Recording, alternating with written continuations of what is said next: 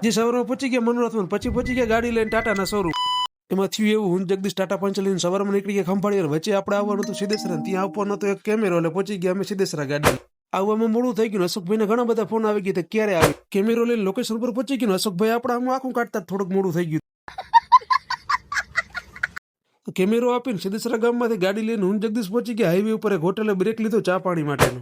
પછી હું જગદીશ આવી ગયા ખંભાળીયા ટાટાના શોરૂમે. અહીંયા આપણે ગાડી સર્વિસ આપવાની હતી, એટલે પહોંચી ગયા ગાડી લઈને ટાટાના શોરૂમ. સર્વિસનો વારો આપણે અગાઉથી લખાવેલો હતો, એટલે ગાડીનો વહેલો વારો આવી ગયો ને આ ભાઈ દરવાજાનું બોનટ ને બધું ખોલી નાખ્યું. પછી આવી ગયા મેં કિયાના શોરૂમે, ચા પાણી ઠપકારીને બેઠા હતા. कैसे लोग रहते हैं यार यहाँ पर। પછી ગાડી જોવા બેસી ગયા ગાડીની અંદર. બારેથી કંઈક આવી દેખાયા ગાડી. ગાડીની ટેસ્ટ ડ્રાઈવ લેવાની હતી. રોડ ઉપર ગાડી લઈને હું જગદીશ નીકળી ગયા બાકા ઝીકી બોલાવતા. ગાડીમાં સાઉન્ડની ક્વોલિટી પણ એક નંબર હતી. સાંભળો તમે.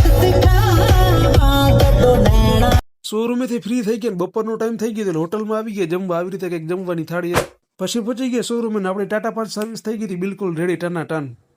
સર્વિસ કરાવીને ગાડી લઈને હું જગદીશ નીકળી ગયા ઘર તરફ ને પછી ઊભી ગયા રસ પીવા. સર્વિસ પછી આવી કંઈક ચમકતી હતી ગાડી. આપણે અહીંયા એક ગ્લાસ રસનો ઠપ કરીને હું જગદીશ ગાડી લઈને નીકળી ગયા પાછા ઘર તરફ. ચાલો દોસ્તો મળીએ આપણે આવતા વ્લોગમાં. હર હર મહાદેવ મિત્રો બધાને.